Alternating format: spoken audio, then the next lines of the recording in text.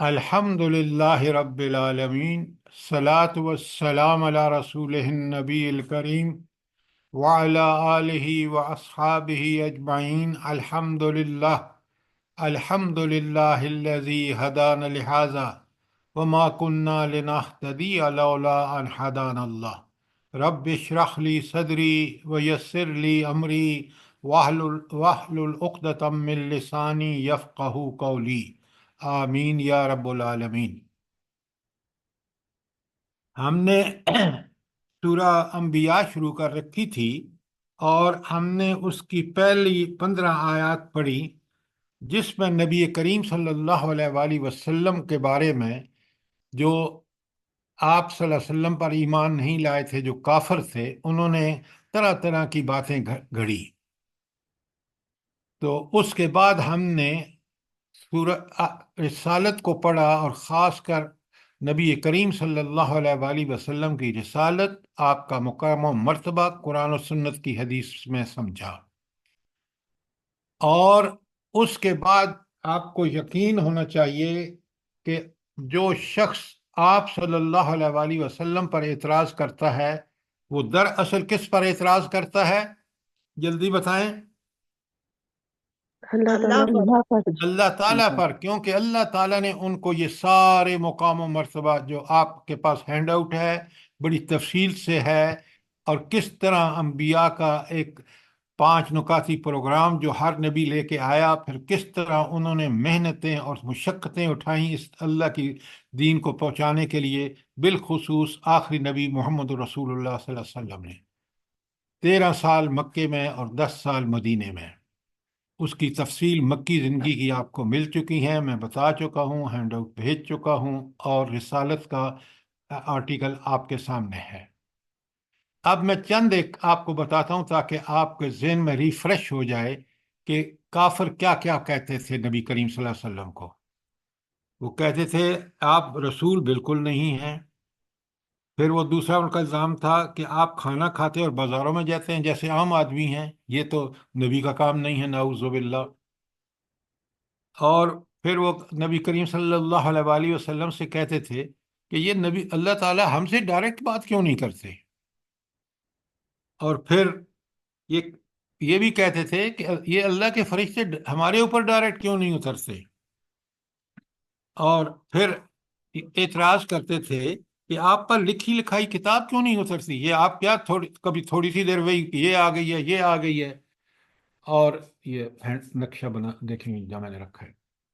اچھا، اس کے بعد پھر یہ اعتراض کرتے کہ قرآن ایک دفعہ میں نازل کیوں نہیں ہوا؟ پھر آپ صلی اللہ علیہ وآلہ وسلم سے مطالبہ کرتے کہ آپ ہمیں دوسرا قرآن، کوئی ایسا آسان سا قرآن کیوں نہیں نازل وہ لے کے آتے؟ اور پھر یہ بھی اعتراض کرتے کہ یہ قرآن کسی بڑے آدمی پہ کیوں نہیں اترا؟ کیا آپ ہی رہ گئے تھے کہ آپ پر نعوذ باللہ قرآن نازل ہوتا؟ اور پھر کبھی یہ الزام لگاتے کہ آپ کو تو کوئی دوسرا آدمی سکھاتا ہے۔ پھر آپ سے کہتے کہ آپ کے پاس کوئی خزانہ نہیں، کوئی ٹھاٹ پاٹ نہیں، آپ تو بڑے عام آدمی ہیں، نعوذ باللہ۔ اور پھر آپ سے کہتے کہ موسیٰ علیہ السلام کی طرح آپ کے پاس کوئی معجزے نہیں ہیں، ہم آپ پر کیوں ایمان لائیں؟ اور پھر طرح طرح کے فرمائشی معجزے کہتے کہ یہ لے کے آؤ، یہ لے کے آؤ۔ اور پھر کہتے کہ یہ جو قیامت آپ جس سے ڈراتے ہیں، یہ کیوں نہیں آتی جلد سے جلدی؟ اور اس طرح طرح طرح کے سوال کرتے۔ تو یہ تھے ان کے اعتراضات کس ہستی پر؟ جس کا ہینڈ آؤٹ آپ کے پاس ہے، کہ اللہ تعالیٰ نے ان کو کیا مقام و مرتبہ دے کر بھیجا، اور وہ کس ان پر اعتراض کرنا، ان کے بارے ان کا انکار کرنا خود اللہ تعالیٰ کا انکار کرنے کے مترادف ہے۔ اب یہ بات اچھی طرح سمجھ لیجئے، اور اس بات کو پوری طرح اگر کوئی سوال ہے تو ضرور کیجئے۔ آج ہم آتے ہیں سورہ انبیاء پر، اور سورہ انبیاء کی آیت 16 سے شروع کرتے ہیں۔ اور یہ جو آیت 16 اور 17 18 ہے نا، اس میں صاف طور پر بتا دیا اللہ تعالیٰ نے، قرآن بڑی پائے کی کتاب ہے، کوئی دنیا کی کسی کتاب کا اس سے تقابل نہیں کیا جا سکتا، اور جو اس کے اندر معلومات ہیں وہ کہیں اور نہیں مل سکتی، وہ برحق ہیں۔ اب آیت 16 اور 17 میں یہ بات واضح کر دی گئی ہے کہ اللہ تعالیٰ جو خالق ہے اس نے یہ دنیا تفریح نہیں بنائی، بلکہ یہ حق و باطل کی ایک رزم گاہ ہے۔ اور اسی کے لیے آیت 16 میں پڑھ رہا ہوں آپ کو، بسم اللہ آپ کے سامنے، بسم اللہ الرحمن الرحیم، وما خلقنا السماء والارض وما بینہما لاعبین۔ ہم نے اس آسمان اور زمین کو اور جو کچھ اس میں ہے کوئی کھیل کے طور پر نہیں بنایا، یہ ایسے ہی فضول پیدا نہیں کر دیا گیا، اس کے پیچھے ایک مقصد ہے۔ اور اللہ تعالیٰ فرماتے ہیں لو ارنا ان نتخذ لہوا لاتخذناہ من لدنا ان کننا فاعلین۔ اور اگر ہم کوئی کھلونا بنانا چاہتے تو بس یہی کچھ ہمیں کرنا ہوتا تو ہم اپنے پاس ہی کر لیتے۔ یہ اتنی بڑی دنیا کا کارخانہ بنانے کی ضرورت ہی کیا تھی؟ کائنات اور اس کے اندر مختلف نظام چل رہے ہیں، اور پھر وہ سارے کے سارے انسان کے لیے پیدا کیے گئے ہیں۔ تو یہ سارا کھیل جو ہم نے کھیلا ہے، جو سارا نظام کائنات بنایا ہے، یہ کوئی ہنسی مذاق نہیں، کوئی عام چیز نہیں ہے۔ اچھا، تو پھر اس کا مقصد کیا ہے بلا؟ جلدی بتائیں۔ اگر اللہ تعالیٰ کہہ رہے ہیں کہ میں نے اس کو کار عبث نہیں بنایا، کیونکہ کار عبث کام اللہ تعالیٰ جو اتنا صاحب علم، اتنا صاحب حق حکمت اور اتنے اختیار کا مالک ہے، وہ کوئی عبث کام کر ہی نہیں سکتا۔ تو پھر یہ دنیا کیوں بنائی ہے بلا؟ اس دنیا کا مقصد کیا ہے؟ سر امتحان کا ہے، آزمائش کا ہے، اس کا نتیجہ نکلے گا جیسے جیسے کرتوت کریں گے ہم۔ نہیں، صرف اتنی بات نہیں ہے، یہ بات آپ کی ٹھیک ہے کہ دنیا کو اللہ تعالیٰ نے آزمائش گاہ بنایا ہے، اور یہ حق و باطل کا ایک میدان جنگ ہے دنیا۔ اہل ایمان کو کیا کرنا ہے بلا؟ انہوں نے اہل حق کا ساتھ دینا ہے، اور اہل باطل جو ہیں اور اہل حق آپس میں ٹکرائیں گے۔ آگے آیت آ رہی ہے، اور مومنوں کا امتحان ہوگا جو حق کی خاطر جانیں دیں گے، مال لگائیں گے، قربانیاں دیں گے، ان کو دنیا اور آخرت دونوں میں سرفرازی اللہ کی طرف سے ملے گی، اور جو باطل کا ساتھ دیں گے وہ دنیا میں بھی ذلیل ہوں گے اور آخرت میں بھی۔ آپ مجھ سے سوال کر سکتے ہیں جو آپ نہیں کرتے، کہ آخر دنیا میں تو ہم دیکھ رہے ہیں کہ اہل اقتدار جو ہیں وہ بڑے پھل پھول رہے ہیں، اپنے اقتدار کی وجہ سے حق کو دبانے میں کوئی کسر نہیں چھوڑتے، اور کہیں کہیں ان کو کامیابیاں بظاہر نظر آتی ہیں۔ ایسا ہوتا ہے نہیں ہوتا؟ جی سر، سر بالکل ہو بھی رہا ہوتا ہے۔ ہے، ان کی ڈھیل ہوتی ہے، اللہ تعالیٰ کی طرف سے ان کو ڈھیل دی جاتی ہے۔ اور سر بالکل وہ آپ خوش نے ہوتے ٹھیک ہیں، وہ کہا۔ کہتے ہیں کہ ہم پہ تو اللہ کا بڑا فضل ہے۔ ہاں، لیکن وہ فضل، اللہ کا فضل وہ ہے جو قرآن و سنت کے مطابق ہے۔ اگر اللہ تعالیٰ کا بندہ فرما بردار ہے اور وہ اپنی جان مال سب کچھ اللہ کے دین کے لیے لگا رہا ہے، تو پھر تو وہ اللہ کا بڑا مقرب بندہ ہے۔ اللہ تعالیٰ نے سورہ حجرات میں بتا دیا، ان اکرمکم عند اللہ اتقاکم، تم میں سے سب سے زیادہ معزز اور مکرم اللہ تک کے ہاں نزدیک وہ ہے جو سب سے زیادہ متقی ہے۔ لہذا اللہ کا معیار قرآن نے کھول کھول کے بیان کیا ہے۔ یہ جو ظالم اپنے آپ کو سمجھتے ہیں کہ ہم دنیا میں مالدار ہیں اور ہمارے پاس ذرائع اور وسائل اور آخرت میں بھی رہیں گے، یہ دنیا میں بھی آپ دیکھتے ہیں کہ ان کو بالآخر وہ انہی کے بندے جب بن جاتے ہیں اللہ ڈھیل ضرور دیتا ہے، اور بظاہر کیونکہ حق و باطل کی رزمگاہ ہے تو ان کو حق کو مقابلہ کرنا ہوتا ہے، لیکن بالآخر فتح کس کی ہوتی ہے؟ حق والوں کی۔ اور اس حق تازہ ترین مثال کیا ہے حق والوں کی فتح کی؟ افغانستان افغانستان سر افغانستان، افغانستان. بالکل آپ نے ٹھیک کہا کہ امریکہ جیسی طاقت، ابھی آپ اگر دیکھیں نا تو جو امریکہ میں اس شکست کے بعد جو ان کا اللہ تعالیٰ نے حال کیا ہے کہ وہ اب نیتن ہاؤ کو بھی کہہ رہے ہیں کہ وہ تو دامے درمے سکھ میں ہیلپ بھی کر رہے ہیں، لیکن ان کی عوام کے جو لوگ ہیں جو غلط اور صحیح میں تمیز کرتے ہیں وہ سارے کے سارے اس وقت لعنتیں بھیج رہے ہیں اپنی حکومتوں پر، اہل مغرب میں۔ یہ الگ بات ہے کہ مسلمان سویا ہوا ہے، مسلمان کافروں سے بھی بدتر ہے کہ جو کچھ وہ دیکھ رہی ہیں ان کی عوام، ان کی حکومتیں، کہ کیا ہو رہا ہے غزہ میں ہماری ماؤں بہنوں اور بیٹے بیٹیوں پر، اور پھر بھی خاموش ہیں۔ ان پر تو اللہ کی رحمت نہیں، اللہ کی لعنت ہوگی۔ تو آپ نے دیکھا آیت 16 اور 17 میں پھر پڑھ کے ترجمہ کر دیتا ہوں۔ بسم اللہ الرحمن الرحیم، اللہ تعالیٰ فرماتے ہیں وما خلقنا السماء والارض وما بینہما لاعبین، ہم نے اس زمین اور آسمان کو جو کچھ اس میں ہے کچھ کھیل کے لیے طور پر نہیں بنایا۔ لو ارانا ان نتخذ لہوا، لو اردنا ساری دال میں غائب ہے، اس میں سے میں لکھ لوں، جزاک اللہ۔ لو اردنا، اگر ہم ارادہ کرتے تو اللہ تعالیٰ فرماتے ہیں ان نتخذ لہوا لنتخذ لہو من لدنا ان کننا فاعلین، تو اگر ہم کھلانا بنانا چاہتے تو پھر ہمیں کیا ضرورت تھی کہ ہم یہ پورا کارخانہ کائنات کا بناتے؟ نہیں، ہم اپنے پاس ایک کوئی کھلونا بنا لیتے۔ اللہ تعالیٰ تو جو چاہتا ہے بنا لیتا ہے، لہٰذا اللہ نے کہا کہ نہیں، اس کے بنانے کے پیچھے ایک بہت بڑی حکمت ہے۔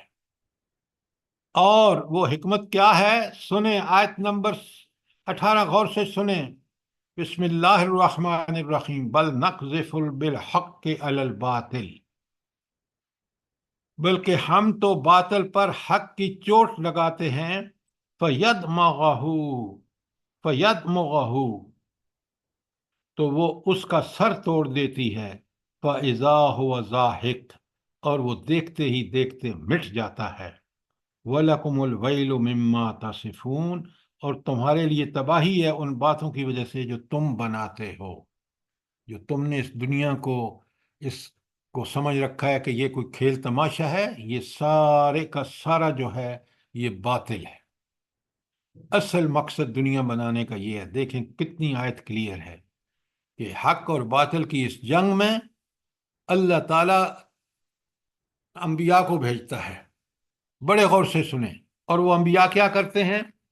وہ حق و باطل کی لڑائی میں حق کو لے کے آتے ہیں، اور پھر وہ حق کو باطل کے ساتھ مقابلہ ہوتا ہے۔ اللہ تعالیٰ کی مدد انبیاء کے ساتھ ہوتی ہے، اور آپ دیکھتے ہیں کہ اللہ پھر بالآخر مہلت دینے کے بعد اس باطل کو تہس نہس کر دیتا ہے عذاب کے ذریعے، اور صرف نبی اور اس پر ایمان لانے والے بچتے ہیں۔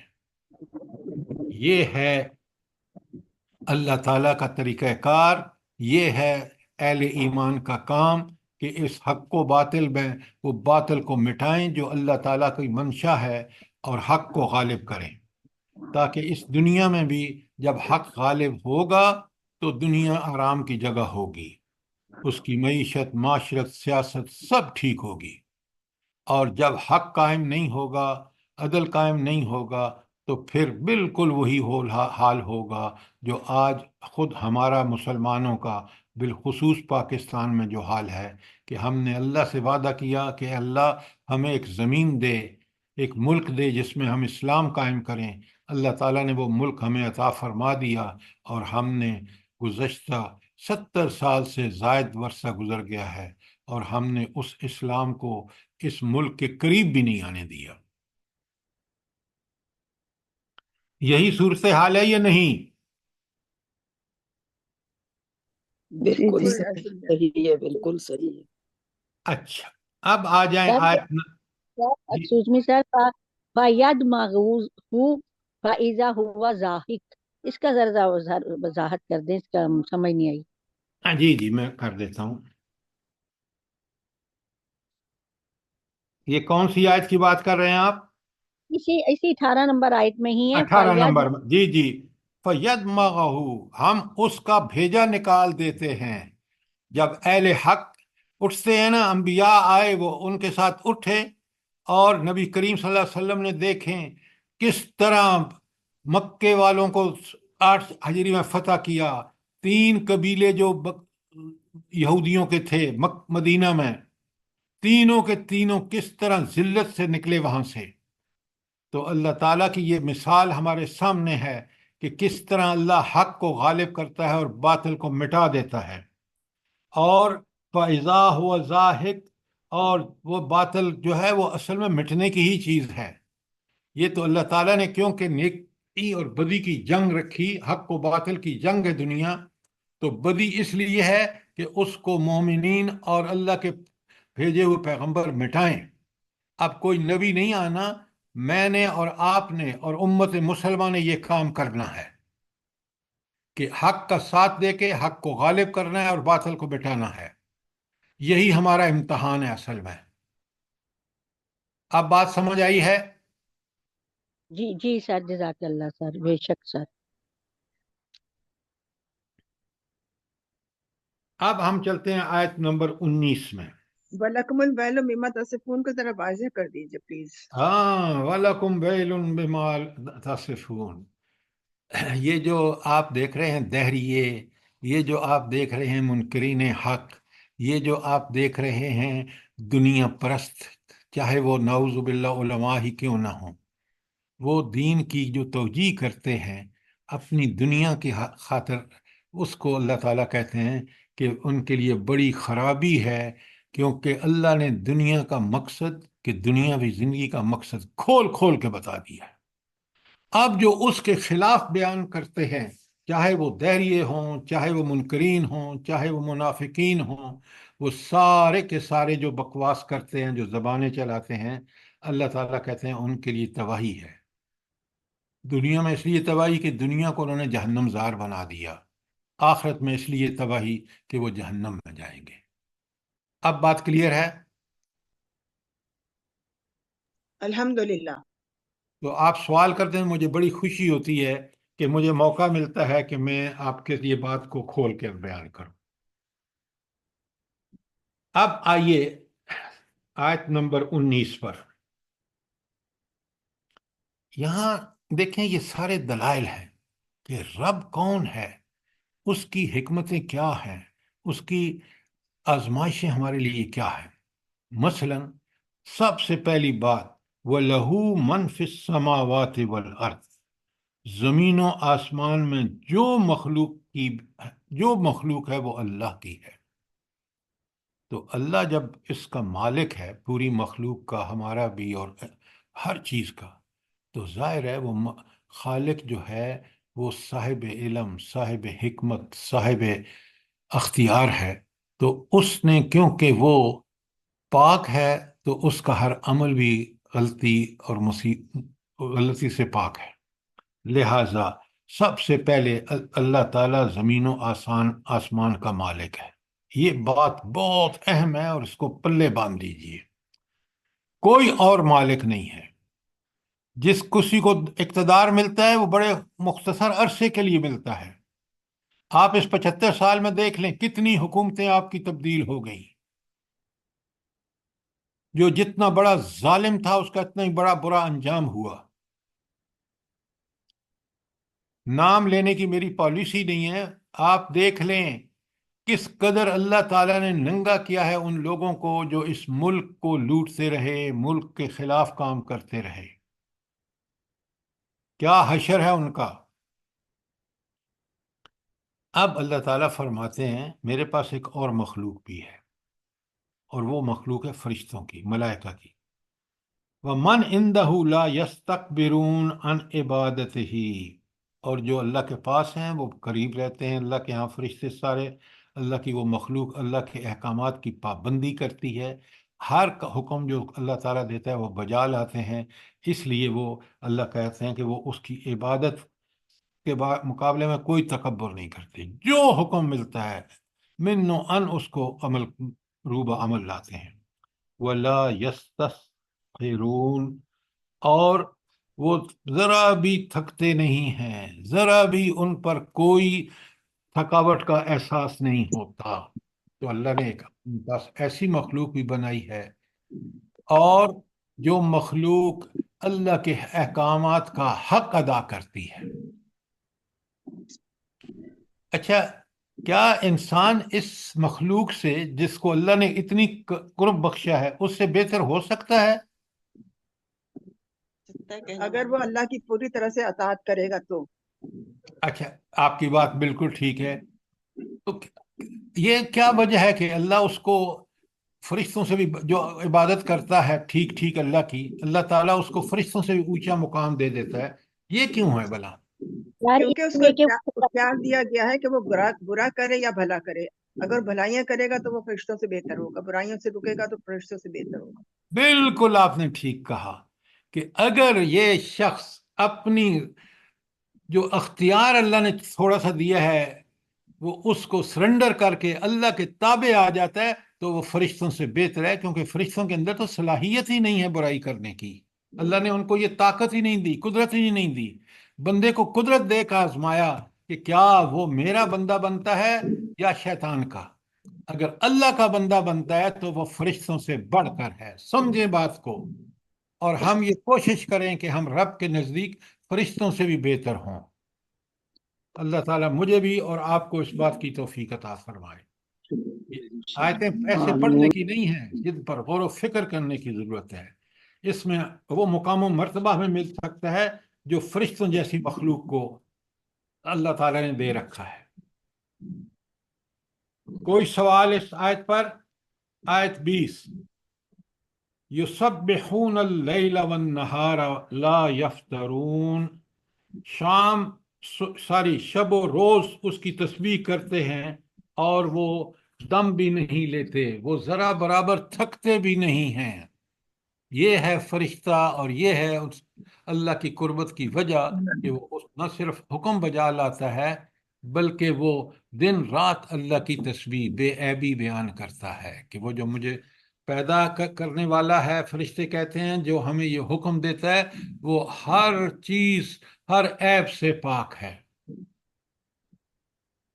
تو اس میں ہمارے لیے کیا سبق ہے؟ یہ جو آیت میں نے آپ کے سامنے پڑھی ہے، یسبحون اللیل والنہار لا یفترون، کیا اس میں ہمارے لیے کیا سبق ہے؟ ہمارے لیے سبق یہ ہے کہ ہم بھی تسبیح کریں اللہ کی رات اور دن۔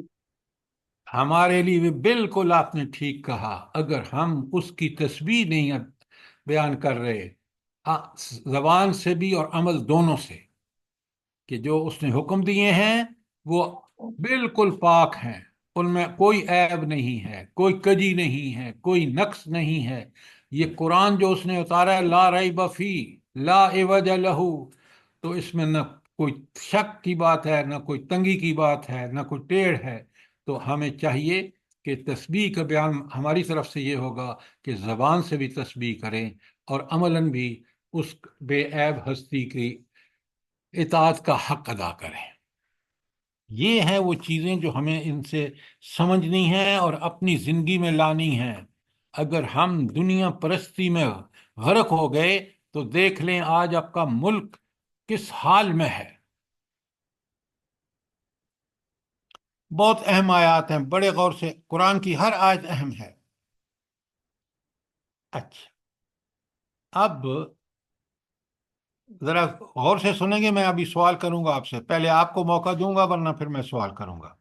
اللہ تعالیٰ آیت 21 میں فرماتے ہیں کہ ام اتخذوا آلہۃ من الارض ہم ینشرون، کیا ان لوگوں نے زمین پر ایسے الہ بنا رکھے ہیں جو ان کو اٹھا کھڑا کرتے ہوں، یعنی یہ بے جان ہوں اور ان کو جان زندگی ڈال دیں ان کے اندر، جس طرح اللہ تعالیٰ بندے کو پیدا فرماتا ہے۔ کیا کوئی ایسا ہے ان کے الہوں میں جو یہ کام کر سکے؟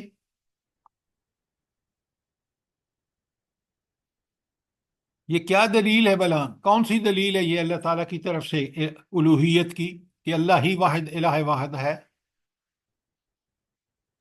قل هو اللہ احد. نہیں، آپ توحید توحید خلاقیت. توحید حاکمیت. 1302 خلاقیت. اللہ کے بندو یہ بیسب ہے. بعد الموت، بیسب بعد الموت. اللہ اکبر، اللہ اکبر. سنیں غور سے، یہ عقلی دلیل ہے توحید کی، عقلی. کہ ہم عقل، اللہ کہتے ہیں بتاؤ کوئی بندہ، بتاؤ کوئی الہ جس کو تم نے الہ بنا رکھو، یہ قبروں والے، یہ بتوں، یہ پیروں فقیروں جن کو آپ سمجھتے ہیں ان میں غیبی طاقتیں ہیں، کیا یہ کسی بندے کو زندہ کر سکتے ہیں، مردے کو؟ یہ عقلی دلیل ہے، لکھیں اس کتاب آپ کے قرآن کے اوپر، یہ توحید کی عقلی دلیل ہے.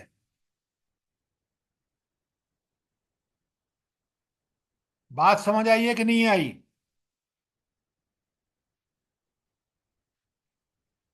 تو ہی عقل، یہ آپ عقل سے کہا جا رہا ہے کہ عقل پر زور دے کے بتاؤ مجھے کہ ہے کوئی شخص، انسان جس کو تم الہ مانتے ہو اور وہ اس طاقت کا مالک ہو کہ وہ انسانوں کو زندہ کر سکے؟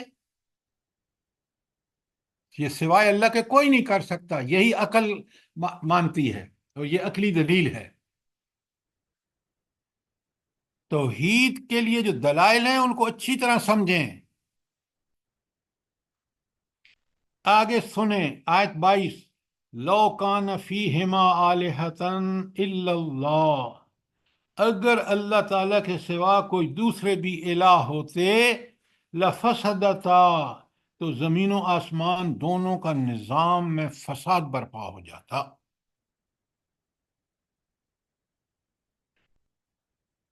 اب میں آپ کو سمجھاتا ہوں اس بات کو کہ اللہ تعالیٰ جو فرما رہے ہیں نا کہ اگر دو الہ ہوتے، تین یا چار ہوتے، تو زمین میں فساد برپا ہو جاتا. آپ سنیں مثال اس کی. ایک گھر کے اندر دو بیویاں ہیں ایک شخص کی، اور دونوں چاہتی ہیں کہ ہم اس گھر میں میرا حکم چلے، تو وہ گھر بسے گا یا اجڑے گا؟ اجڑے گا. اجڑے گا سر. تو بالکل یہی مثال ہے. اللہ تعالیٰ کہہ رہے ہیں کہ اگر دو یا تین خدا ہوتے تو یہ دنیا کا، یہ تو گھر کی بات ہے، چھوٹا سا گھر ہے، یہ پوری کائنات کا نظام تباہ و برباد اور فساد زدہ ہو جاتا. ایک کہتا بارش ہونی چاہیے، دوسرا کہتا نہیں ہونی چاہیے. اب دونوں الہ ہیں، طاقتیں دونوں کے پاس ہیں، لڑائیاں ہوتی. تو دیکھیں کتنی بڑی عقلی دلیل ہے. گھر میں اگر دو بندوں کا اقتدار ہو جائے تو وہ گھر نہیں چل سکتا. پوری کائنات جس کا یہ نظام ہے، زمین آسمان چاند سورج ستارے کہکشائیں، اس میں حکم صرف ایک الہ کا چلتا ہے. اور الہ یاد رکھنا، الہ کا اصلی معنی ہے جس کے پاس طاقت، قدرت، علم، حکمت، اختیار، اقتدار اور وہ ساری خوبیوں کا مالک ہو جو اللہ تعالیٰ نے اپنے بارے میں بتائی ہیں. اسی لیے ہم اس کی عبادت کرتے ہیں کہ وہ صاحب اقتدار ہے، وہ صاحب اختیار ہے، وہ عالم کل ہے، وہ الحکیم ہے، العزیز ہے. یہ باتیں توحید کی بڑی بنیادی باتیں ہیں.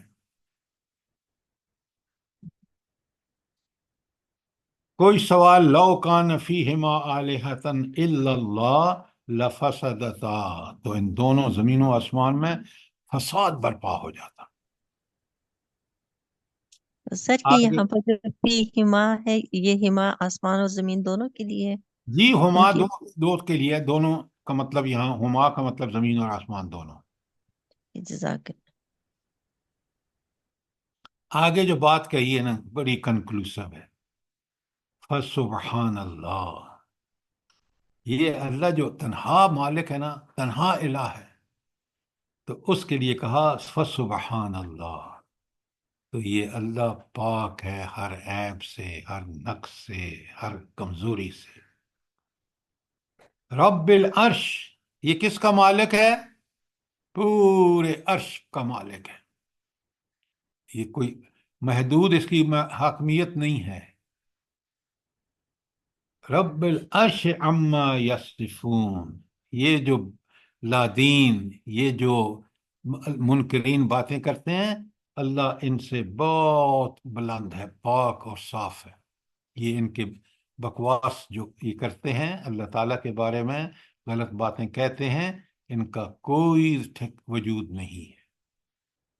کتنی بڑی توحید پر یہ آیت مجھے اور آپ کو یاد ہونی چاہیے، اور یہ دلیل ہے ہر اس شخص کے لیے جو اللہ کا منکر ہے کہ آپ بتاؤ کہ اگر اس کائنات کا نظام دیکھ لیں آپ، یہ بارشیں، یہ بادل، یہ ہوائیں، یہ سورج، یہ چاند، یہ ستارے، یہ کہکشائیں، اگر کوئی دوسرا خدا ہوتا تو یہ کبھی ایسا نظام جو ایک بالکل اللہ نے قیامت تک کے لیے اس کو ایک خاص طریقے پہ چلا رہا ہے، وہ چل رہا ہے، کوئی اس میں گڑبڑ نہیں ہو رہی۔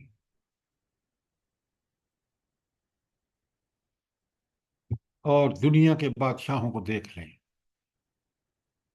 آپ دیکھ لیں آج مسلمان ملک بادشاہوں کو دیکھ لیں، حکمرانوں کو دیکھ لیں، اسٹیبلشمنٹ کو دیکھ لیں، ججز کو دیکھ لیں کہ کس قدر فساد زدہ ہیں ان کے فیصلے۔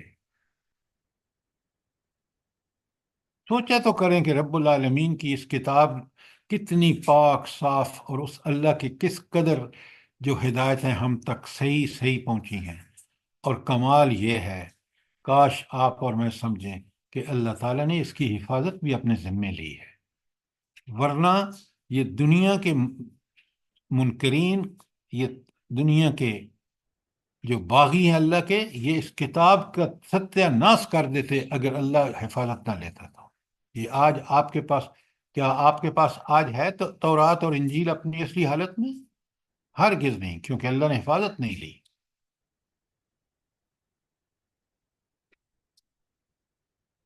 کوئی سوال آج 22 کے بارے میں؟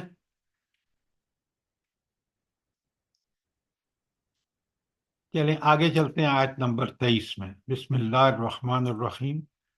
سبحان اللہ، سبحان اللہ۔ اللہ تعالیٰ فرماتے ہیں لا یسألو، کوئی سوال نہیں کر سکتا، اما یفعلو، جو کچھ وہ اللہ تعالیٰ کرتا ہے۔ یسألو سر، یسألو لا یسألو اما یفعلو، کوئی سوال نہیں کر سکتا اس کے بارے میں، اما یفعلو، جو وہ اللہ تعالیٰ کرتا ہے۔ وَهُمْ يُسْأَلُونَ، اور ان انسانوں سے ضرور پوچھا جائے گا کہ یہ انہوں نے کیوں کیا۔ یہ ہے اللہ تعالیٰ کی طاقت، قدرت، حکمت، اور کس طرح سوال اس لیے کیوں اللہ تعالیٰ سے کیوں سوال نہیں ہو سکتا؟ دلیل بتائیں، اللہ تعالیٰ سے سوال کیوں نہیں ہو سکتا؟ وہ خالق ہے، مالک ہے، سارا سبحان اقتدار اللہ ہے۔ رب العرش اما یصفون۔ اچھا، خالق، مالک، رازق، حاکم، بالکل آپ کی بات ٹھیک ہے۔ اصل میں یہاں سوال اس لیے نہیں کر سکتا کہ وہ حق ہے اور وہ حق ہی کرتا ہے، یہ ہے دلیل۔ وہ حق ہے، اللہ تعالیٰ خود حق ہے، اور ہر کام اس کا حق ہے، وہ ایبسولوٹ ٹروتھ ہے۔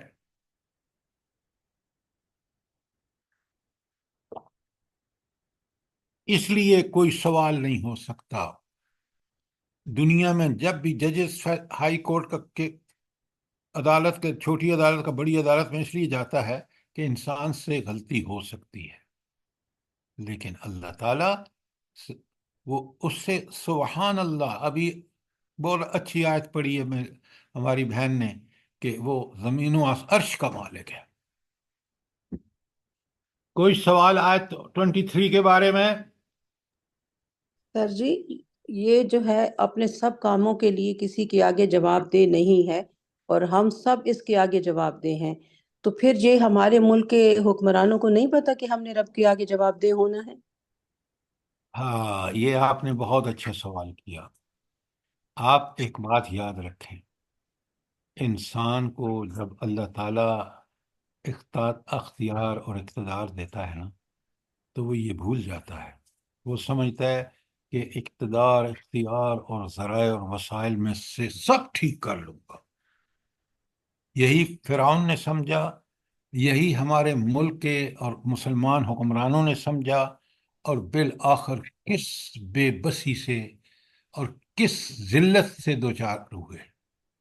اللہ آپ سب نے دیکھا ہوگا کہ کیا حشر ہوا ہے چیف جسٹس کا جہاز میں چڑھتے وقت ترکی میں، انگلینڈ میں، تو بات یہ ہے کہ یہ کرسی بندے کا دماغ خراب کر دیتی ہے. یہ اقتدار اور وسائل اور ذرائع جس کی اللہ تعالیٰ نے امتحان کے لیے دیے ہوتے ہیں، انسان سمجھتا ہے میں سب کچھ اس سے ٹھیک کر لوں گا، اور اللہ تعالیٰ جب اس کو موت دیتا ہے تو آپ دیکھتے ہیں کہ وہ اتنا بے بس ہوتا ہے، اتنا بے بس ہوتا ہے، کوئی اس کے رشتہ دار اس کو نہیں بچا سکتے، کوئی ڈاکٹر نہیں بچا سکتا. یہ رب کی قدرتوں کا احساس میڈم اسی کو ہوتا ہے جو اس پر ایمان رکھتا ہے، جو اس کی بتائے ہوئے راستے پر چلتا ہے، تو اس کو یہ بات بالکل صاف واضح نظر آتی ہے کہ طاقت اور قدرت اس کے پاس ہے. فرعونوں کے پاس نہیں، نمرودوں کے پاس نہیں، حامان کے پاس نہیں. بات سمجھ آئیے کہ نہیں؟ جزاک اللہ سر، ہم سب کو اللہ توفیق دے کہ ہم اس بات کو سمجھیں کہ ہم نے رب کے آگے جواب یہ دینا ہے۔ ایمان ہے. اگر یہ ایمان نہیں ہے نا تو پھر ایمان بڑا کمزور ہے. اس لیے کہ ایمان بالغیب اسی کا نام ہے کہ ہم اس اللہ جو غیب میں ہے، جو ساری دنیا کو چلا رہا ہے، میں اور آپ آیات کائنات سے دیکھ سکتے ہیں، آیات انفس سے دیکھ سکتے ہیں، قرآن کی آیات سے دیکھ سکتے ہیں، اگر ہمارا ایمان ہے تو. بے شک، جزاک اللہ۔ آپ لوگ ایک چیز کو نوٹ فرمائیں، یہ جو ہم اللہ سے کہتے ہیں نا اللہم حبب الینا الایمان وزینہ فی قلوبنا، بڑی پیاری دعا ہے. وزینہ جی زینہ نہیں ہے سر جی، وزینہ. اچھا، چلیں آپ کی بات مان لیتے ہیں. یہ جو حدیث جس کا میں پڑھ رہا ہوں نا اس میں یہ الفاظ ہیں، لیکن اصل بات سمجھیں، ہمیں گناہوں سے کیا چیز بچاتی ہے؟ کون سی چیز ہے جو مجھے دنیا میں اللہ کی نافرمانی سے بچاتی ہے؟ وہ کیا چیز ہے؟ میرا ایمان. صرف ایمان. آپ کا ایمان، بالکل آپ نے ٹھیک کہا. اگر یہ ایمان کمزور ہے تو پھر انسان نمبر 2 کام کرے گا. ایمان کو مضبوط بنائیں، اس اللہ پر یقین، اس کی طاقتوں کا ٹھیک ٹھیک شعوری فہم و ادراک کہ وہ جب مجھے نفع اسی وقت پہنچ سکتا ہے جب وہ چاہے. میں دولت لوٹتا ہوں، میرے گھروں میں بیماریاں، میری عزتیں دنیا کے لندن ایئرپورٹ پہ تباہ و برباد ہوتی ہیں. کیا وہ پیسے جو میں نے لوٹ کے وہاں دنیا بھر میں انویسٹ کیا ہے، کیا وہ مجھے بچاتی ہیں؟ بتائیں مجھے. لہٰذا یہ ایمان ذلت کی بڑی موت مرتے ہیں سر، ذلت کی موت مرتے ہیں۔ بے شک یہ ایمان بڑی دولت ہے اگر حقیقی ایمان ہو.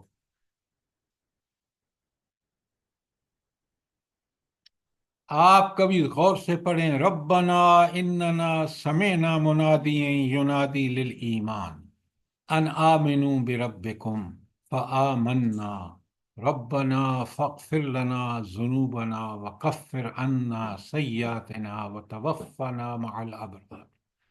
یہ کہاں سے میں پڑھ رہا ہوں؟ سورہ آل عمران کے آخر آل عمران۔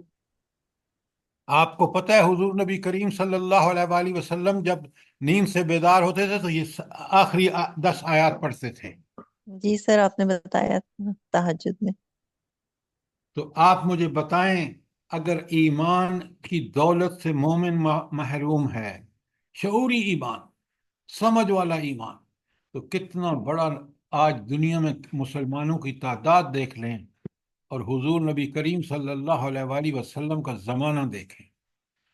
چند لوگ ہیں مکے میں ایمان والے، لیکن ان کی طاقت اور ان کی قدرت کا یہ حال ہے کہ ان کی ایمانی طاقت کا یہ حال ہے کہ وہ 5 ہجری میں حبشہ میں ہجرت کر جاتے ہیں، اس کے فوراً بعد. اور مکے میں ہر گھر میں ایک عذاب بن گیا ہے کہ کوئی گھر خالی نہیں ہے کہ جس میں سے کوئی بندہ گیا نہ ہو. کتنا بڑا حق ہے اور کتنی بڑی ان کی قربانیاں ہیں. اور رب کا کرم دیکھیں کہ شاہ حبشہ نجاشی جو ہے وہ ان جو لوگ لینے گئے ہیں تاکہ ان کو سبق سکھائیں واپس لا کر، اللہ ان کو ذلیل کرتا ہے اور وہ شاہ حبشہ کہتا ہے تم رہو مسلمانوں کو، میں ذمہ دار ہوں تمہارا. اللہ نے کیسے وسائل پیدا کر دیے. یہ ایمان بڑی کام کی چیز ہے. کتنی ذلت ہے ان سارے مکے کے سرداروں کو جب 8 ہجری میں فتح ہوتا ہے مکہ، حضور نبی کریم صلی اللہ علیہ وآلہ وسلم جن کو انہوں نے وہاں سے نکلنے پر مجبور کیا، 8 ہجری کو وہ پورے مکہ کے سارے سردار ان کے سامنے کھڑے ہیں شکست خوردہ. تو پر سب سمجھیے تو صحیح، پڑھیے تو صحیح، اللہ کے کارناموں کو دیکھیے تو صحیح. سر جی میرا ایک سوال ہے کہ جیسے آج کل اتنی یہ عام چیز ہو گئی ہے، یہ ڈاکہ زنی اور چوری اور ڈکیتی اور یہ ہر چیز، تو اس کے جواب دہ یہ صرف یہ لوگ ہوں گے، یہ حکومت بھی ہے کہ جو ان کو دے نہیں رہی؟ اور جیسے حضرت عمر رضی اللہ تعالیٰ عنہ کے دور میں ایک شخص نے چوری کی، روٹی کی، اور اس کا ہاتھ انہوں نے پہلے پوچھا اور پھر اس کا ہاتھ نہیں کاٹا گیا کہ اس نے کہا کہ میرے پاس میرے بچوں کا کھلانے کے لیے نہیں ہے کچھ. تو یہ جو لوگ ہیں تو ان کی کیا، ان کو بھی پوچھا تو جائے گا ضرور، لیکن حکومت کو پہلے پوچھا جائے گا؟ دیکھیں آپ ذرا اگر قرآن کو سمجھیں نا، سب سے پہلے یہ حکمران آئے ہمارے اوپر کیوں ہیں؟ مجھے بتائیں کیوں آئے ہیں ہمارے اوپر؟ جی سر ہماری اپنی کمی ہم کوتاہیاں کمزور تھے، ہم نے دین کے اللہ تعالیٰ یہ نعمت ان قوموں کو عطا کرتا ہے. حضرت عمر جیسا حاکم ان کو اس لیے ملا کہ ان کے کارنامے بڑے اچھے تھے. آج ہم میں سے آپ ریڈی والے پر ٹرسٹ کر سکتے ہیں؟ آپ اپنے گاؤں شہر کے ایک محلے کی دکان میں کسی سے ٹرسٹ کر سکتے ہیں کہ سچ بول رہا ہے؟ وہ قسم کھا جاتا ہے بدبخت کہ میں نے تو اتنے کی خریدی ہے. ریڈی والے سے جا کے دیکھ لیں. اس لیے ہر آدمی یہ جو آپ نے سوال کیا ہے نا، حاکم اپنے حاکمیت کی وجہ سے جو اللہ نے اس کو دی اس سے پرکھا جائے گا. میں اور آپ اپنے کرتوتوں کی وجہ سے اللہ کے ہاں مسئول ہوں گے. ہر آدمی اپنی حیثیت کے مطابق اللہ کے ہاں مسئول ہوگا. آپ ایک بات کہہ دیتے ہیں کہ یہ حضرت عمر کے زمانے میں ایک شخص نے کیا اور اس نے چھوٹ گیا، وہ ایک اسپیسیفک واقعہ ہے. آج اس کو یہاں واقعہ آپ اپنے ملک میں مجھے بتائیں نا کہ یہ ڈاکو اور چوری. ہم میرے محلے میں نیکسٹ ڈور نیبر کے دن دہاڑے 9 بجے صبح انہوں نے فائر کیے، وہ خاتون بیچاری گری اور اس کا میاں باہر آیا، ڈائریکٹ اس پہ فائرنگ کی. یہ اسلام آباد میں 9 بجے G93 میں ہوا ہے. آپ چیزوں کو اس طرح گڑبڑ نہ کیا کریں کہ حضرت عمر کا معاملہ اور عوام کا. عوام جو ہر آدمی لا تازر وازرۃ وزر اخرى، کوئی دوسرے کا، وہ اپنی کرتوتوں کا خود ذمہ دار ہے. بتائیں مجھے. جی سر جزاک اللہ، بالکل صحیح کہہ رہے ہیں آپ. قرآن نے کوئی ابہام نہیں چھوڑا. یقین مانیں یہ اللہ کی کتاب کمال ہے. آپ ذرا پورے شرک کا جو اوپر بیان آیا ہے اس کے بعد وہ 2 عقلی دلیلیں آئیں، یاد رکھیں، آپ اچھی طرح سمجھ لیں. آیت نمبر 21 ہو یا 22، دونوں میں عقلی دلیل ہے توحید کی، کہ عقل یہ بات بالکل تسلیم کرتی ہے کہ کسی اور میں کوئی صفات نہیں ہیں سوائے اللہ کے. یہ عقلی دلیلیں ہیں. اور اب آتی ہے نقلی دلیل. نقلی دلیل کس کو کہتے ہیں بھلا؟ جلدی بتائیں. جو قرآن اور سنت سے لیے. ذرا آپ سر صحیح جواب دیں. یہ قرآن و سنت میں جو عقلی جو کسی دلیلیں بھی واقعے ہیں. سے لے جائے پہلے بات سنیں. ہیرو آپ فقیر. لوگ پہلے جو آپ لوگ ماشاءاللہ سمجھدار ہیں نا، میں ان کو چاہتا ہوں کہ وہ بالکل بات پوری طرح سمجھ کے کریں. اب آپ نے فوراً کہہ دیا جی نقلی دلیلیں جو قرآن و سنت میں. بھائی قرآن و سنت میں تو عقلی دلیلیں ہیں. ابھی آپ نے 2 آیتیں پڑھی ہیں عقلی دلیلیں ہیں، تو اس کو نقلی کہہ دیں گے آپ؟ پہلے بات پوری اصطلاح کو نہیں سمجھ آتا تو میں بار بار آپ سے کہتا ہوں سوال کریں. ہاں، نقلی دلیل کیا ہوتی ہے؟ جو کسی واقعے کو نقل کی جائے. ہاں، جو بالکل آپ نے ٹھیک کہا، جو کتنی واقعات جو گزرے ہوئے ہیں ان کو جو نقل کرتے ہیں، وہ جو دلیل ان میں ہوتی ہے وہ نقلی دلیل ہوتی ہے، اس لیے کہ وہ نقل ہوتی چلی آ رہی ہے. اب نقلی دلیل سنیں تاکہ آپ کو سمجھ میں آئے، پوری طرح سمجھیں عقلی دلیل کیا ہے جو میں نے پہلی 2 آیات بتائی ہیں. اگر کوئی سوال ہے تو ضرور کریں تاکہ آپ کلیئر ہو جائیں. اب سنیں نقلی دلیل. ام اتخذوا من دونہ آلہہ، کیا انہوں نے اللہ تعالیٰ کو چھوڑ کر دوسرے الہ بنا رکھے ہیں؟ الہ کا میں نے بتایا کہ طاقت، قدرت، اختیار، علم، حکمت سب اس الہ کا ہی، اس لیے وہ الہ ہے کہ اس کے اندر یہ سب چیزیں جو ہیں وہ کسی اور میں نہیں ہے سوائے اس کے، اس لیے وہ الہ ہے.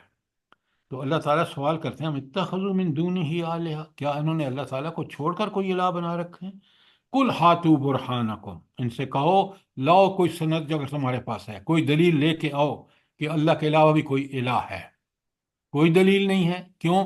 کسی کے پاس وہ طاقت اور قدرت، اختیار، علم اور حکمت نہیں ہے جو اللہ تعالیٰ کے پاس ہے. ھذا ذکر من معی، یہ کتاب، ذکر سے مطلب ہے قرآن، یہ کتاب بھی موجود ہے،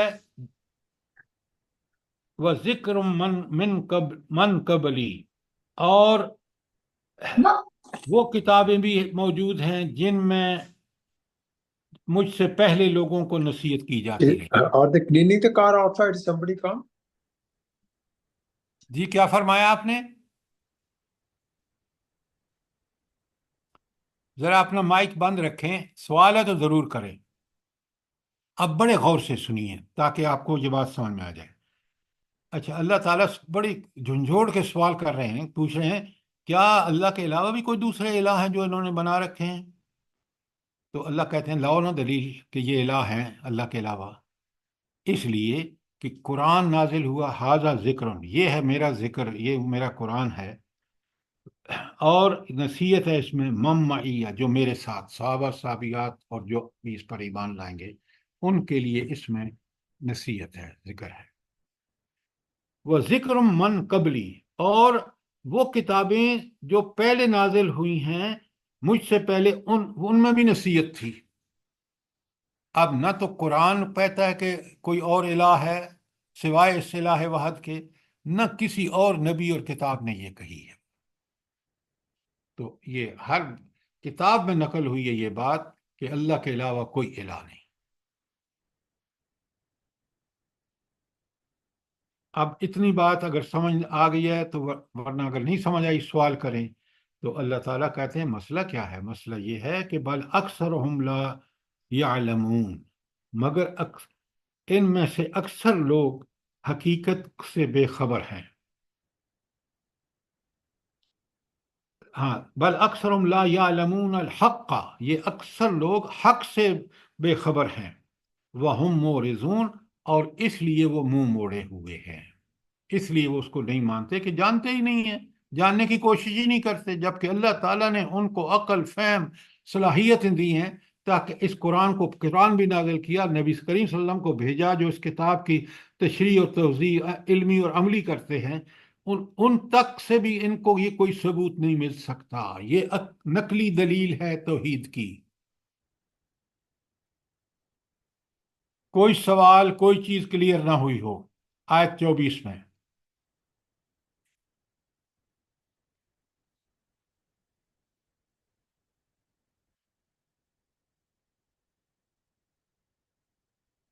تو خلاصہ یہ ہے کہ آیت 22 اور 21 اور 22 میں عقلی دلیلیں ہیں اور 23 میں نقلی دلیل ہے، تاکہ اللہ تعالیٰ قرآن میں یہ حجت تمام کر دی کہ عقل بھی اس بات سے انکار کرتی ہے کہ اللہ تعالیٰ کے علاوہ کوئی اور الہ ہے، اور سابقہ کتابیں اور سابقہ انبیاء سے بھی یہی بات نقل میں سمجھ آتی ہے جو نقل ہوتی چلی آ رہی ہے. اس کے بعد آپ سنیں کتنا کمال کی بات ہے جو اللہ تعالیٰ فرما رہے ہیں. سر جی ایک سوال کرنا ہے یہاں پر، یہ جو ہاں عقلی فرق کریں. دلیل، جی عقلی دلیل کی جو بات کی گئی ہے سر جی، اس کے بارے میں یہ نہیں آتا کہ جو عقل سے خود اخذ کر لے انسان؟ دیکھیں، خود اخذ کرے گا تو وہ دلیل وہ ہوتی ہے جو قرآن اور سنت کی دلیل یہاں ہے مراد ہے. اکیلا انسان اگر صرف اپنے وحی کے بغیر اگر عقل دوڑائے گا گمراہ ہوگا. اس میں صرف حضرت لقمان کی مثال ہے سورہ لقمان میں کہ جنہوں نے اپنی عقل سے، وہ بھی ایسا شخص جو بالکل فکراً اور عقلاً اللہ تعالیٰ کے اس کو بالکل کلیئرٹی آف تھاٹ ہو اس کے اندر. ورنہ عام انسان آپ دیکھ لیں، آج کا انسان کتنی ڈگریاں اس کے پاس، لیکن وہ اللہ تعالیٰ کی الوہیت سے واقف نہیں ہے، اور جو جہاں بھی بیٹھا ہے وہ وہی کر رہا ہے جس میں دنیا میں فساد پھیل رہا ہے. اب بات سمجھ آ گئی ہے؟ جی سر جی، جزاک اللہ خیر. اچھا، آگے بات سنیں گے نا. اگلی آیت میں پڑھ رہا ہوں، بسم اللہ الرحمن الرحیم. وما ارسلنا من قبلک من رسول. کتنی کلیئرٹی ہے اس میں. اللہ تعالیٰ فرماتے ہیں جو کوئی بھی رسول آپ سے پہلے ہم نے بھیجا ہے، آپ مراد محمد رسول اللہ صلی اللہ علیہ وسلم سے پہلے جو بھی رسول آیا ہے، اس نے کیا کہا؟ الا نوحی الیہ، ہم ان کی طرف وحی کرتے تھے. ہر رسول کیا وحی تھی؟ انہ لا الہ الا انا، میرے علاوہ. اللہ تعالیٰ فرماتے ہیں کہ اللہ تعالیٰ کے علاوہ کوئی معبود نہیں ہے کہ جس کی عبادت کی جائے. فَاعْبُدُونِی، لہذا میری عبادت کرو.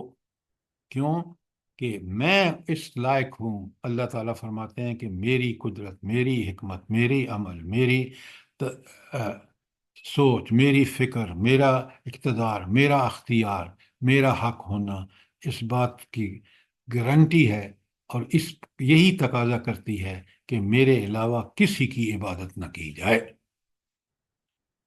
یہ ہے اللہ کا فیصلہ.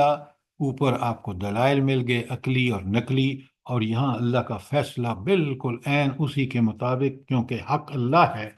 تو یہ بھی ہمیں پتہ چل گیا کہ اللہ تعالیٰ کے علاوہ کوئی الہ نہیں ہے.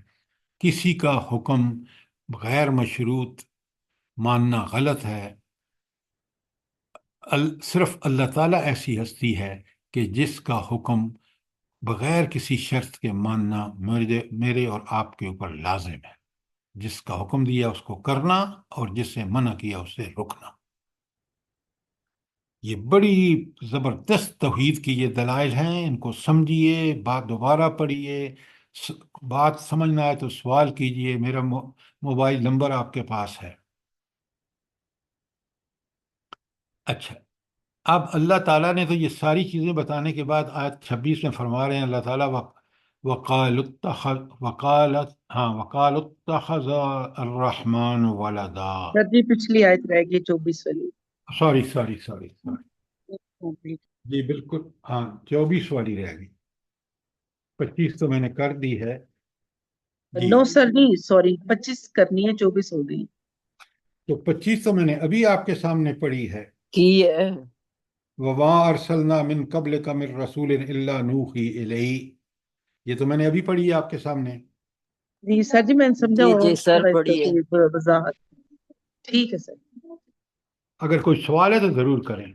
اچھا، اب آ جائیے 26 پر. بسم اللہ الرحمن الرحیم. وَقَالُ اتَّخَذَ الرَّحْمَنُ وَلَدًا، اور یہ کہتے ہیں کہ رحمان اولاد رکھتا ہے. سبحانہ، وہ پاک ہے اس سے. اللہ تعالیٰ کیوں پاک ہے اولاد سے؟ سبحانہ کا لفظ میں نے آپ کو بتایا، جہاں شرک کی بات آئے گی فوراً اس کے بعد آتا سبحانہ، اللہ اس سے پاک ہے. تو اللہ تعالیٰ کیوں اولاد سے پاک کیوں ہے بھلا، کہ اس کو کوئی اولاد کی ضرورت نہیں؟ لم یلد ولم یولد. نہیں، وہ آپ کی بات ٹھیک ہے، لیکن یہاں دلیل یہ ہے، وہ تو حکم ہے اللہ کا، دلیل بھی اپنی جگہ پہ ہے، لیکن اصل دلیل یہ ہے کہ اولاد مجھے اس وقت اس لیے چاہیے کہ جب میں بوڑھا ہوں گا تو وہ میری مدد کو آئے، جب میں کہیں مجھے ضرورت ہوگی میں تو وہ اولاد مجھے ری انفورس کرے گی، میری ہیلپ کرے گی۔ اللہ تعالیٰ ان سب چیزوں سے پاک ہے، اس کو نہ کسی کی مدد، نہ وہ کمزور ہے، لہذا اولاد کی اس کو ضرورت ہی نہیں ہے۔ یہ ہے صحیح دلیل کہ یہ جو جاہل اور منکر لوگ ہیں وہ کہتے ہیں جی دیکھیں نا عیسائیوں کو دیکھ لیں جی، حضرت عیسیٰ نعوذ باللہ، حضرت عیسیٰ علیہ السلام اللہ کے بیٹے ہیں، اور اللہ نے اس کو سمجھانے کے لیے قرآن میں حق ادا کر دیا ہے۔ مثلا اللہ تعالیٰ کہتے ہیں قیامت کے دن سامنے دکھا دیتے ہیں سورہ نساء میں کہ یہ دیکھو یہ سوال ہو رہا ہے حضرت عیسیٰ سے، کہ پوچھا، اللہ پوچھ رہے ہیں قیامت کے دن کہ بتا عیسیٰ، کیا آپ نے یہ ان سے کہا تھا کہ میرے بعد مجھے اللہ بنا لینا، جو سوری کا ڈرامہ رچایا گیا ہے؟ کتنا کلیئرٹی ہے، اور آپ سوال و جواب پڑھیں تو آپ دنگ رہ جاتے ہیں۔ تو اسی طرح یہودیوں کے ایک گروہ نے عزیر علیہ السلام کو اللہ کا بیٹا بنا لیا، پتہ نہیں کیا کیا لوگوں نے گھڑا ہے۔ اللہ فرماتے ہیں کہ وقالت اتخذ الرحمن ولدا، کہ رحمان جو نام بھی اپنا اللہ نے کیسا استعمال کیا ہے، وہ اللہ تعالیٰ اچھا یہاں جو میں آیت مکمل کر کے سوال کروں گا آپ سے، بل عباد مکرمون، بلکہ یہ بڑے اللہ کے وہ لوگ ہیں جن کو اللہ نے عزت دی ہے۔ تو یہاں کون سے مراد ہیں ان کو اللہ کا بیٹا بنا دیا ہے؟ کون مراد ہے یہاں؟ حضرت عیسیٰ اور حضرت سر یہاں فرشتوں کی بات کی جا رہی۔ بالکل آپ نے ٹھیک کہا۔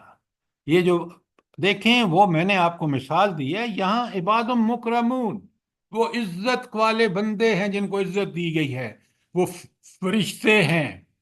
اور آپ کو پتہ ہے کہ مشرکین مکہ جو ہیں وہ کہتے تھے یہ فرشتے اللہ کی بیٹیاں ہیں، تو وہ شرک کرتے تھے اور فرشتوں کو اللہ کے ساتھ نسبت پیدا کرتے تھے۔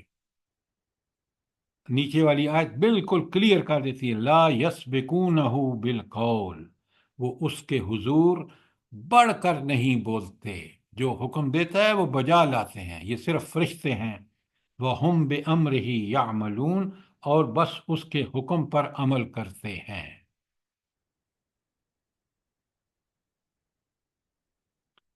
پھر دیکھیں کتنی بڑی بات ہے، فرشتوں کی بات بڑی کلیئر ہے۔ قرآن جب بات کرتا ہے نا تو اس کو کھول کھول کے بیان کرتا ہے۔ آیت 28 میں فرمایا یعلم ما بین ایدیہم وما خلفہم، اللہ خوب جانتا ہے جو اس کے سامنے ہے اور اس کو بھی جانتا ہے جو اس کی نظروں سے اوجھل ہے۔ ولا یشفعون، وہ شفاعت ہرگز نہیں کر سکتے، الا مگر لمن ارتضی، جس پر اللہ تعالیٰ راضی ہو جائے۔ وَهُمْ مِنْ خَشْيَتِهِ مُشْفِقُونَ، اور وہ اس کے ڈر سے، اس کی خشیت سے ڈرتے رہتے ہیں۔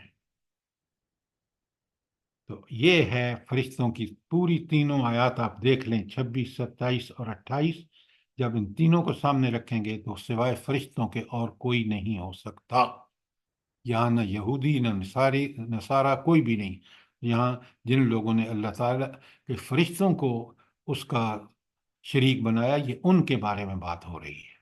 سر یہ جو آیت ہے بل عباد مکرمون، یہاں بھی یہ فرشتوں کو جی عبادت، عبد، غلام، فرشتے غلام ہیں اللہ کے، بندے بھی غلام ہیں اللہ کے۔ جی جزاک اللہ خیر۔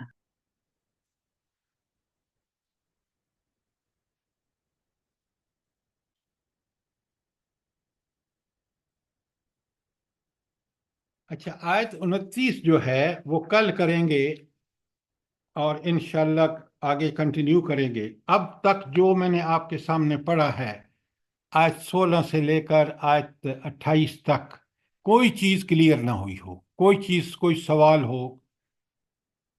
سر جی تھوڑا سا اس کو واضح کریں. وَهُمْ مِنْ خَشْيَتِهِ مُشْفِقُونَ.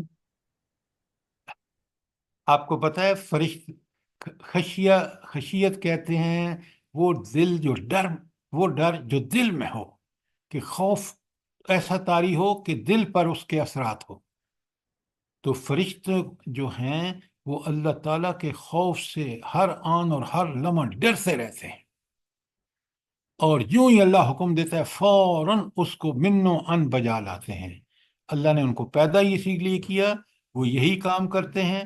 اور اگر ان کو ڈر نہ ہو تو آپ اور میں بھی اللہ کی ناراضگی سے ڈر کے ہی اللہ کے مطیع اور فرما بردار بنتے ہیں.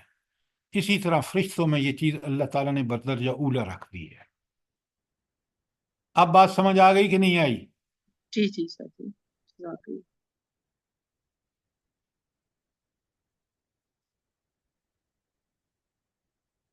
کوئی سوال ہو، کوئی چیز کلیئر نہ ہوئی ہو تو موقع ہے، آپ ضرور سوال کریں. اور اگر کوئی سوال نہیں ہے تو ہم دعا کرتے ہیں ربنا تقبل منا انک انت السمیع العلیم وتب علینا انک انت التواب الرحیم. جزاک اللہ خیر سر. اللہ پاک آپ کو صحت، تندرستی اور آپ کے ساتھ یہ جڑے ہوئے سارے لوگوں کو عطا فرمائے، اور جو بیمار ہیں ان کو شفائے عاجلہ کاملہ آمین عطا فرمائے. اللہم پروردگار آمین. ہم لوگوں کے اولادوں کو بھی نیک کرے، دین کے راستے پہ چلنے والا بنائے. آمین. اگر ہم خود کوشش کریں گے تو اللہ تعالیٰ ضرور. تو آپ دعاؤں سے صرف کام نہیں چلے گا، ہم میں سے ہر ایک کو اپنی اولادوں کی تربیت کرنی ضروری ہے. اس لیے کہ خود اللہ تعالیٰ قرآن میں کہتے ہیں کو انفسکم و اہلیکم نارا، خود بھی جہنم سے بچو اور اپنی اولادوں کو بھی. انشاءاللہ سر. اللہ پاک بس بچائے ہم لوگوں کو، ہم لوگوں کے اولادوں کو بھی، اور سارے مسلمانوں کو. آمین. اللہ پاک